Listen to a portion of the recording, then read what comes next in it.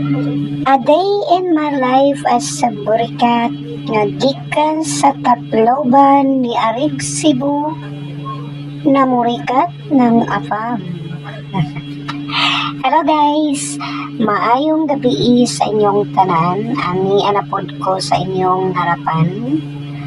Mangayo na pod ko og suporta sa inyo, mga kabunso, kamamigs, at mga burikat dyan. Ano yan na po ang inyong inday, ang burikat sa Cebu. Pakita lang ko sa among ginagawa ni Uncle for today's video. And topic ngayon ni Uncle, just to let you know mga kabunso, ay yung gerang nagaganap sa ibang bansa. At saka itong si Uncle, kasi itong si Uncle is very chismoso to. So, I asked him, what is that? Is that another gossip? No, it's not a gossip. It's something that is happening right now. That is happening right now in US, the US president, and the Arab countries. Itong si Dave, marami tong chika. Kasi very aware kahit sa kanyang edad ngayon na senior citizen patrol. Matalas ang pandinig yan, at saka marami siyang alam. No, I'm not saying na or hindi ako nagbubuhat ng sarili kong bangko. Hindi ko binubuhat ang bangko ni David.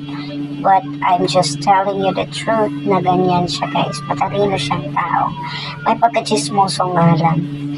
No? At saka, tihi.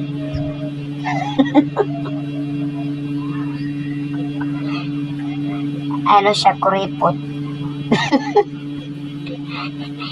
So yun lang mga kabunso ang aking story. Hindi ko nadadagdagan kasi sometimes nanonood yan si Uncle sa aking mga vlogs.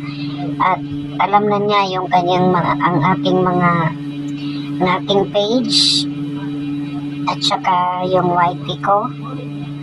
Sabi nga niya kay nanay, I was watching Inday Jenny TV. Sabi niya, I was watching Inday Jenny TV's video. Alam niya talaga.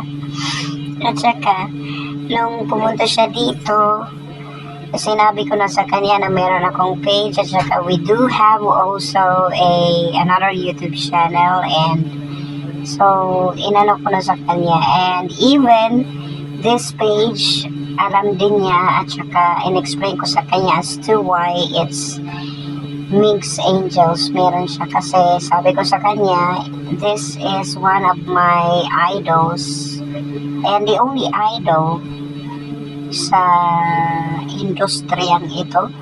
Ayan, idol ko yan. Kaya isa ako sa mga founder ng ilang teams, sabi ko sa kanya.